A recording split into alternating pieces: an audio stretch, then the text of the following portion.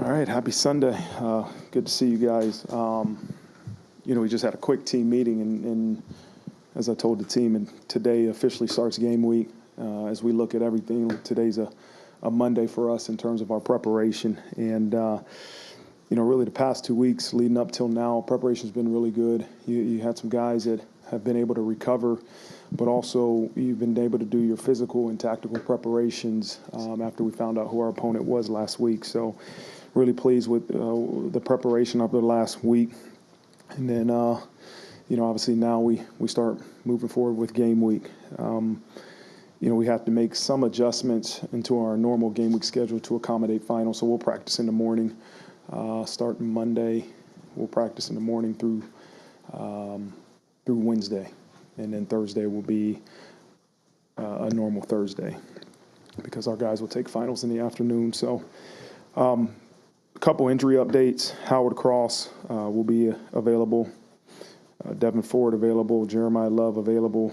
Bodie Cahoon will still be out.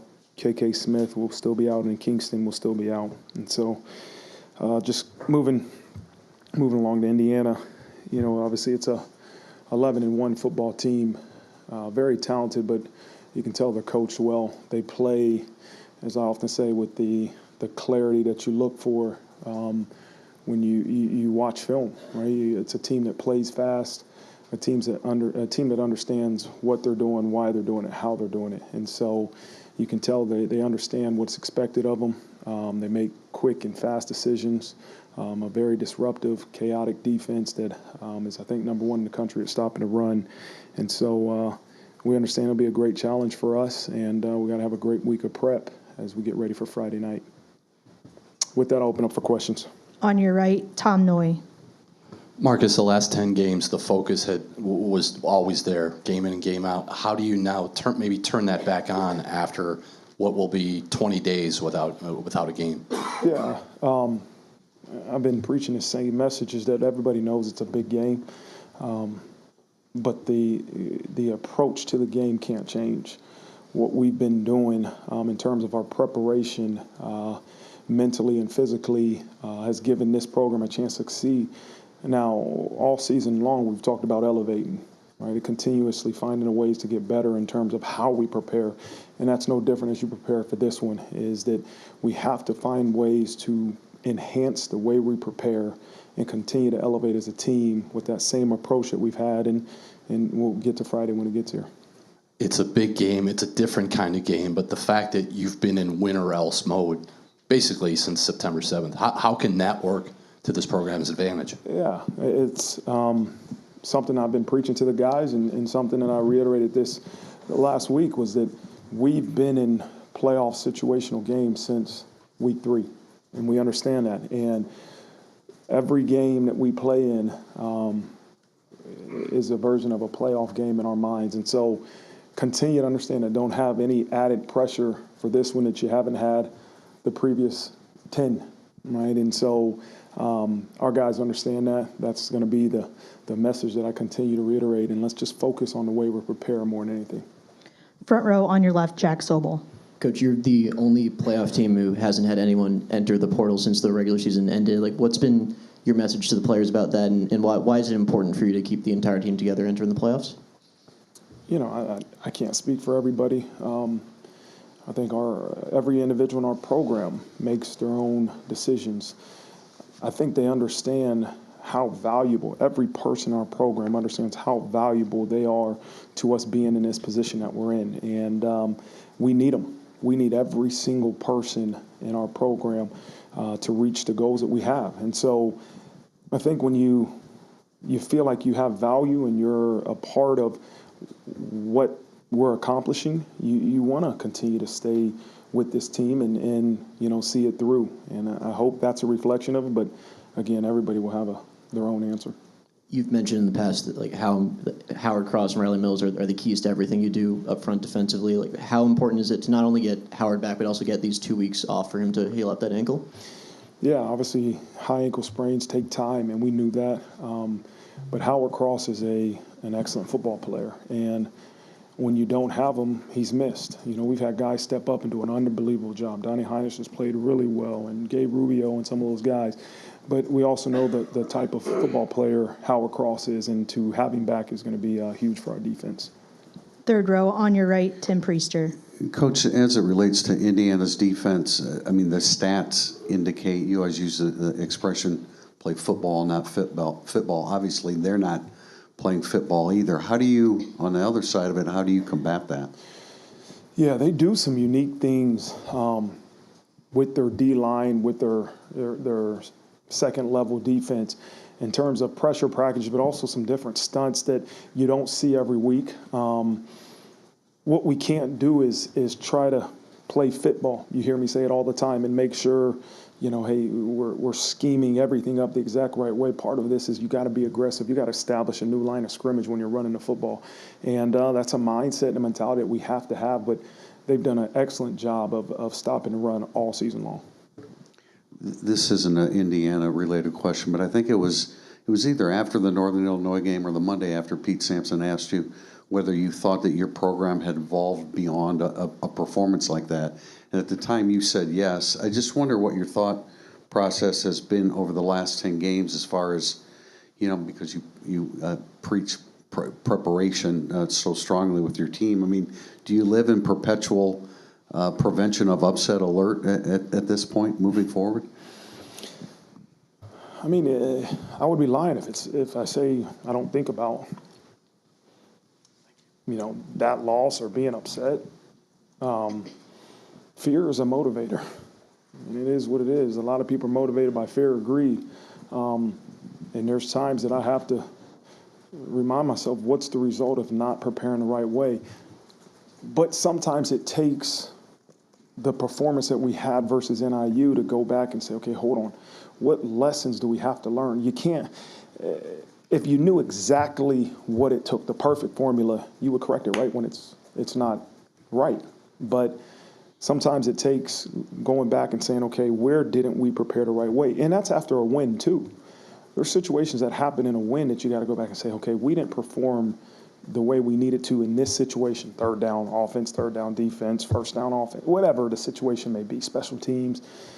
Hold on, is our preparation, is this something that's showing up in practice? If it's not, okay, was this a schematic thing that we weren't ready for? And I think that's the mindset I have. I still believe in preparation. I choose to believe that is the number one indicator that gives your program a chance to have success on Saturday. And I won't stray from that. And that's what we're going to focus on right now as we prepare for this upcoming game. Front row on your left, Tyler Horka. Riley Leonard said in a podcast recently that he feels like he hasn't had his breakthrough moment as a college quarterback. Started a lot of games. He's never started one like this. Why is he ready for a moment like this? I think Riley's a reflection of our entire program. We all believe there's room to get better. There is. You talk about reaching your full potential. Every person in that program, including me, has room to elevate, to get better. And that's what I hope that statement means for Riley Leonard. Yeah, he's played really well in a lot of games, and a lot of big games. But he knows he has room to improve, as do I. And so what we have to do is now put the work in that it takes to take that next step in elevation, and that's what he's focused on. That's what we're all focused on. You've had some time now to kind of look back at the USC game, particularly the uncharacteristic giving up all of those passing yards. I'm curious, kind of on the other side of the ball, why are these young corners ready to shed that and stop a pretty good Indiana passing offense? Yeah, I mean, again, Christian, there was a couple plays they made on him that they have really good players. They had a really good quarterback. They made some plays. But again, when Christian picks off that last ball and takes it to the house, is a reflection of one play, one life. This is the only thing that matters. And we have the utmost confidence in all of our DBs, Christian Gray included. You got to learn from some of the things that happened, but also understand, build off the confidence that he has after that last interception he took to the house. And so they'll be ready to go. they'll be ready. All of our DBs will be ready for the challenge that presents itself on Friday. Front row on your right, John Bryce. Hey, Marcus, you've said a couple of different times, including just a couple of weeks ago, that this is the most talented team you've had since you've been here. When did it make the jump in your mind from being the most talented team to a playoff team? I mean, there's not one instance that I believe that I said, man, there's a playoff team until we beat USC. But talent is one thing. You know, I still believe this is the most talented team I've had a chance to be the head coach of. But there's the work that it takes to take talent and turn into skill and to turn into being a great football team. And there isn't a defining moment for that. It's a constant process from when we started in January to fall camp to where we're at now. And we're still on a process to continuing to reach our full potential, as I always say, and improve. And then we'll look back when it's over. Whenever this thing is over, we'll look back and say, here's the key points in this season that really helped us get to this point. Scoreboard adversity obviously hit week 2 against Northern Illinois, but then on the field the next week at Purdue, you blow them out, but you lose 2 offensive linemen. I think Botello that game. 2 weeks later, it was Boubacar and BMO around that same time as well. As this team continued to face adversity, what did you learn about its resiliency along the way, and what do you attribute that to? I think we have depth more than anything. Is we have guys from the top of our roster to the bottom that can help us win football games. And when that opportunity presents itself on game days, it changes throughout the year. But you have to be ready, and you can't wait till your number's called on game day to get ready. And I think that's what it speaks to, is that guys that have prepared in a way to be ready, and they didn't know if their number's going to be called on Saturday or not. But because of an injury, now they're thrust into action and everybody else gets to see it. But more important than anything, it speaks to the talent, the depth of our roster, but also the way those guys prepare for an opportunity that they don't know is going to happen on game day. Up the middle to your left, Kurt Rallo. Coach, can you talk about the trend of one-year quarterbacks, and do you modify or condense a playbook, or does it just take a long time naturally to kind of master that? Every program's different. Every offense is different. There is a process that it takes to make sure that your quarterback and your offensive is performing at the highest level it can.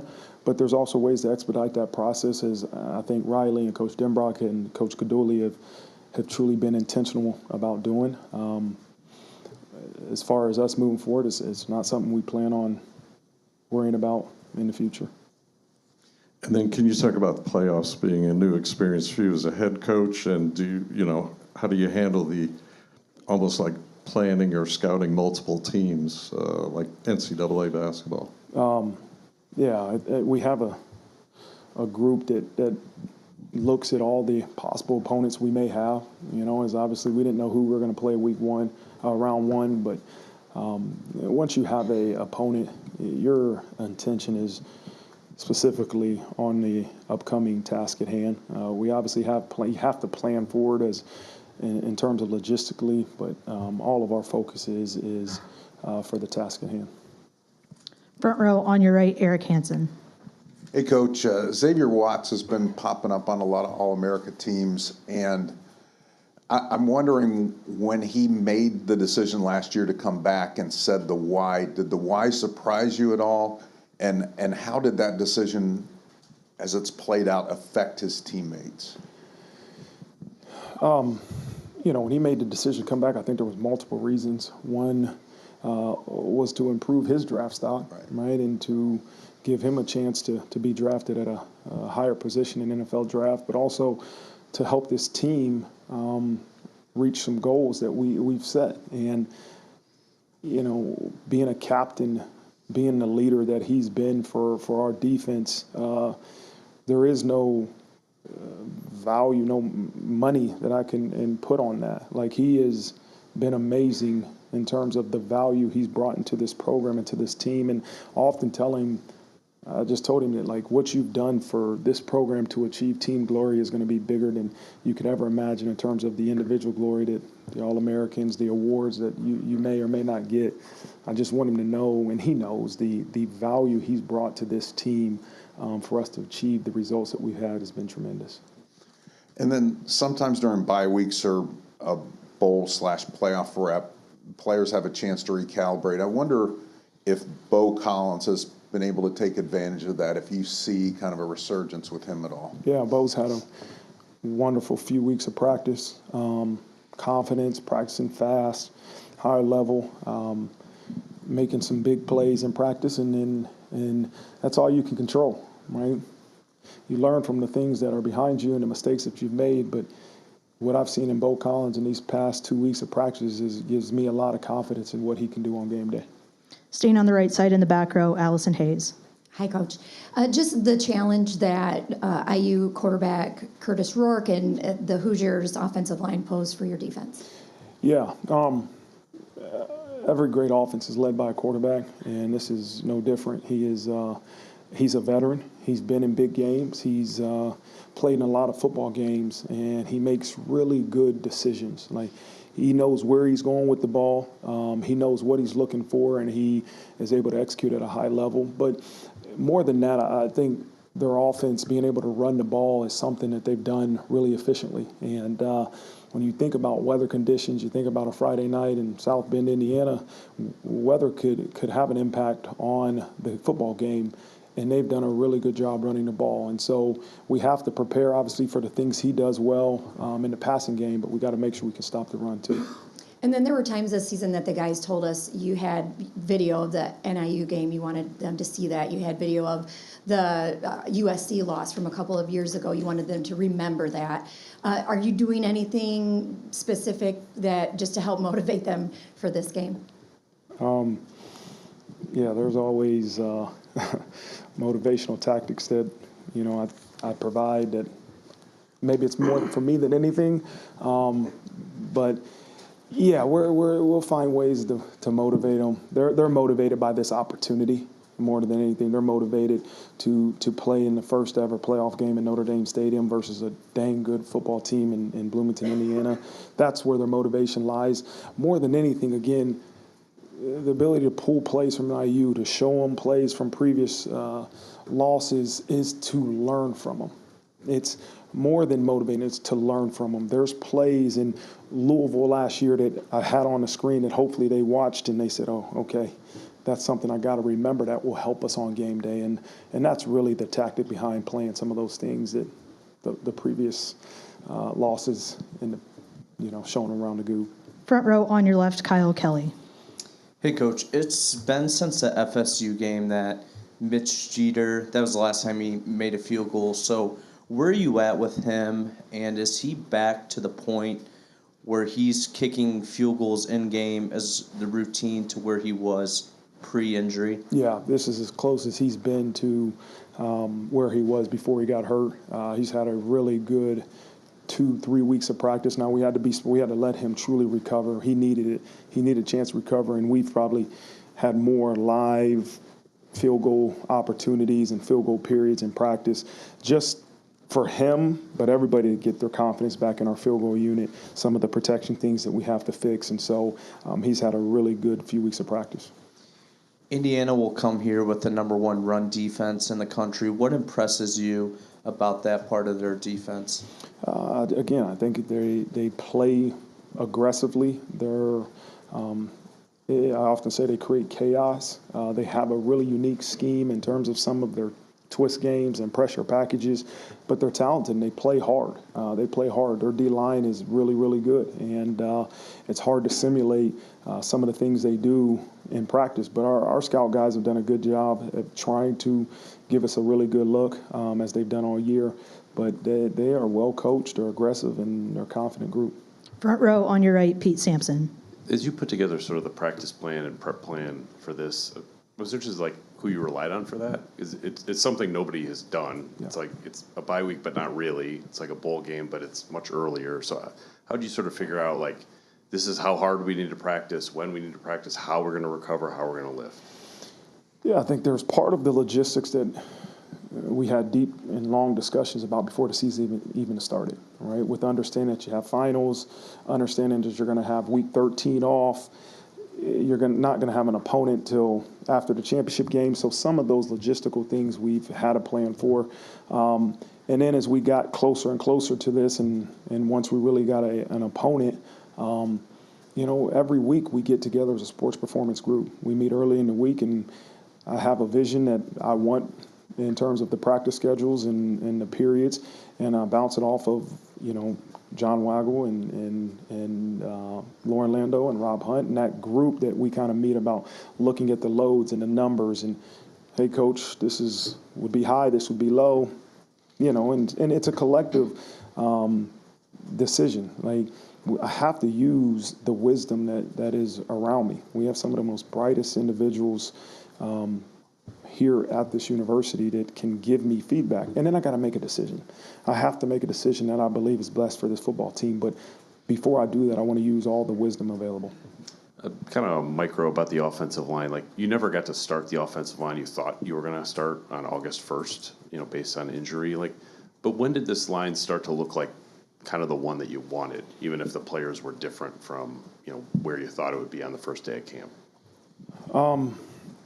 Again, it's a similar answer to John's. Like, it's a progression, and it takes time. There's not one game or one instance that I said, that's the offensive line that we've been waiting on. Like, they played well week 1. There was improvement. Week 2, there's improvement. There's still improvement that we have to make, but I think it's that chase of perfection. It's that chase of reaching our full potential that prevents you from saying, this is when it happened. Right? It's that mindset. Like, we're not there yet. We're not there as a football program. We're not there as an O-line group. We're not there as a head coach. Like, there's room for improvement. And after this season, we'll look back and say, hey, maybe there was a time or two, but right now it's just like, how do we get better? How do we get better? Up the middle on your left, Mike Berardino. Marcus, where the margin for error now becomes so slim game to game, I wonder, we haven't had a chance to hear your thoughts on the Riley Mills and I guess it was Mike Brown on the sideline with some lapses in poise against USC, and what was their reaction to it? Uncharacteristic, I'm sure, for both guys, but do you use that as a reminder now to the group as a whole that never more important than to keep your poise? Yeah, that's they'll be the first ones to tell you that. Nobody's worth 15 yards, and we got to we can't react to a situation in a way that can hurt our team. And that's what both of them were. They were reactions that were poor decisions, right? Poor decisions in terms of the way they reacted to a situation. And those are the first two guys that will own it. That's what I love about this program is I don't need to demean you and get all over you. At times I will, but these guys own it. They understand it, and we all got to learn from it. And it's a reminder for me as the head coach. Nobody's worth 15 yards. Let's make good decisions no matter what happened to the previous player in the previous moment. We got to be smart in terms of how we react. And then there's a new coach in the ACC, your scheduling partner, Bill Belichick, has arrived, and everybody's kind of weighed in on that, welcomed him. I wondered, did you run into him at the Navy game? I think he was there this year. Or have you spoken to him at all in the pro days or anything? And the idea that he's arriving and telegraphing, well, we're gonna get these guys. We're gonna run a program preparing them for the NFL. It'll be the kind of thing where NFL dads would want to send their kids. Strikes me that you already have that kind of thing going here. I don't know. Just what's your reaction to Belichick coming, and what's your response to or your message to everyone that wants to be prepared for the NFL through the college game? What you guys do? I got a lot of respect for what Coach Belichick has done for the game of football. The success he's had at the NFL level is unprecedented. I mean, it's tremendous for the game of football, period. And to have somebody that has had that much success in college football and in a conference that we obviously play multiple crossover games, it's amazing. And he'll do great things in college the same way he did in the NFL. And so, I look forward to seeing the success of North Carolina and their football program. And as far as, every coach is going to tell. Our job is to make sure that your sons are prepared, more prepared for the NFL because of the time they spent in our program. Like, that's a part of what our job is not only to help us win football games, but also to prepare them to reach their full potential as a football player. And if that means that they're ready to go to the NFL and have a long NFL career, then that's great. But our job is to make sure that they are as the most complete football player as they can be in terms of because of the time they spent with us in our football program. Last question opportunity for Coach, left side, back row, Austin Huff. Marcus, a lot of talk about the cold weather and potential snow on Friday night. You guys played one of these games 2 years ago against Boston College. Do you pull anything from that preparation at all, to use maybe to help you guys this week with that? No, we practice in it just so our guys understand, coaches understand what they need to wear to stay warm. Like, you'll hear me say all the time, there's no cold, tough guys. All right? If you don't want to wear sleeves, don't wear sleeves, but don't be on the sideline shivering either. Make sure you're warm, and whatever it takes to be warm, let's make sure we're prepared. So in order to do that, coaches too, we got to practice outside. You got to practice in the elements so you know how to prepare for it on game day. So you don't recommend wearing no shirt during warm-ups like Florida State 6 years ago? If they're not cold, you wear what you want to wear. Just make sure you're warm. Coach, thank you so much. All right, thank you, guys.